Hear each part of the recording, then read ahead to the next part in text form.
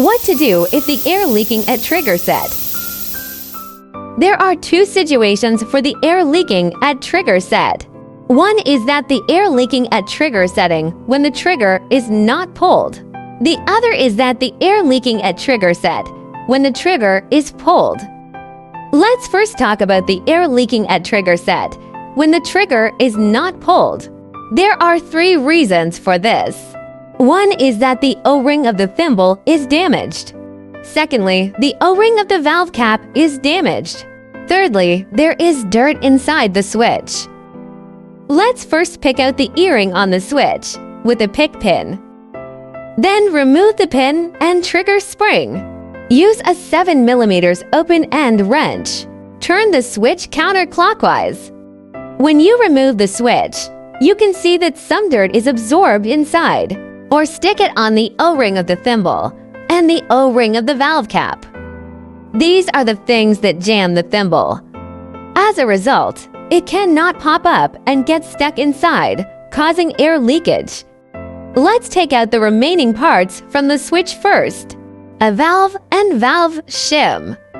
After taking it out, we can use a dust blower to blow away the dirt at the switch, or connect the air pipe, or blow the switch clean. Use a dust blower to remove the dirt from the valve cap and thimble. Just blow it clean. Install these parts back into the gun body in their original way. First, install the valve shim. Reinstall the valve. Place the open side facing upwards. Install the switch top pin again.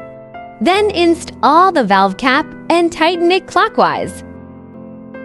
Install the trigger spring, trigger, and pin.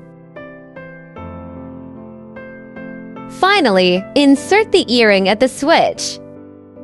Now let's talk about the second case. Plug in the gas tube and pull the trigger. It's because the O-ring under the air conduit is damaged. Open the cylinder cap.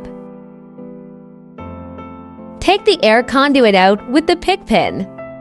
There's an O-ring under the air conduit. The O-ring here is damaged. It causes the trigger switch to leak air. Replace the air conduit with a new O-ring. Brush it with lubricant. Put back in place. Put an O-ring on it. Put back on the cylinder cap. Tighten the rear cover screws. After the repair is completed, we install the nails. Check whether the nailing is smooth.